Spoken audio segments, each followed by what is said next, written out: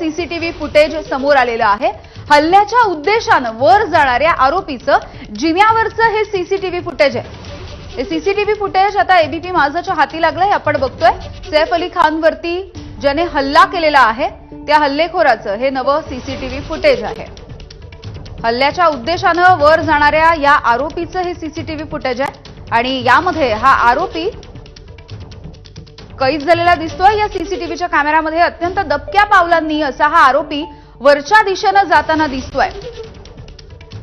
गणेश ठाकूर आमचे प्रतिनिधी आपल्याला याविषयी माहिती देतील। गणेश, हे नवं सीसीटीव्ही फुटेज हो, त्याच कॅमेराचं सीसीटीव्ही फुटेज आहे ज्यामध्ये पहिल्यांदा त्याचा चेहरा समोर आला होता। 6व्या मजल्यावरती हा एका रहिवाशाने लावलेला जिन्यांवरचा कॅमेरा आहे, फायर एक्झिटच्या तिकडचा।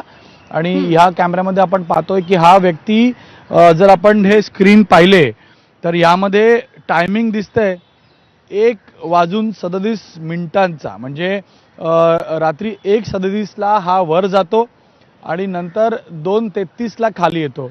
म्हणजे जवळपास 1 तास हा त्या परिसरामध्ये होता।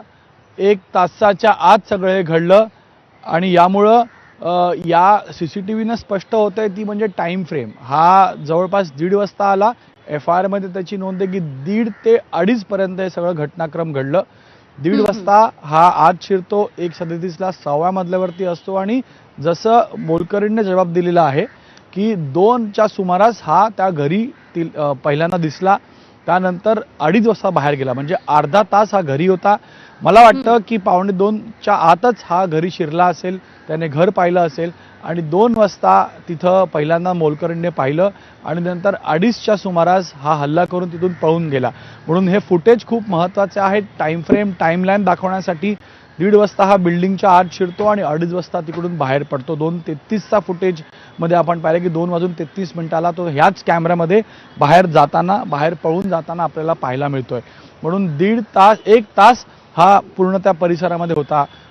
आणि त्यानंतर आता मुंबई पोलीस या अनुषंगाने पुढे तपास करताय की यामध्ये तो आला कुठून, ज्या गेट मधनं तो आला होता, ज्या बॅक साइडच्या एंट्री मधनं तो आला, डक्ट मधनं। गणेश, तुम्ही सांगताय त्या पद्धतीने अत्यंत महत्त्वाची अशी ही अपडेट आणि हे सीसीटीव्ही फुटेज असणार आहे। तुम्ही असं सोबत राहा, कारण आताची आणखी एक अपडेट आहे। हल्ल्याच्या नंतर सैफच्या पाठीमध्ये जो चाकूचा तुकडा अडकलेला होता त्या तुकड्याचा फोटो आता उघड झालेला आहे, समोर येतोय।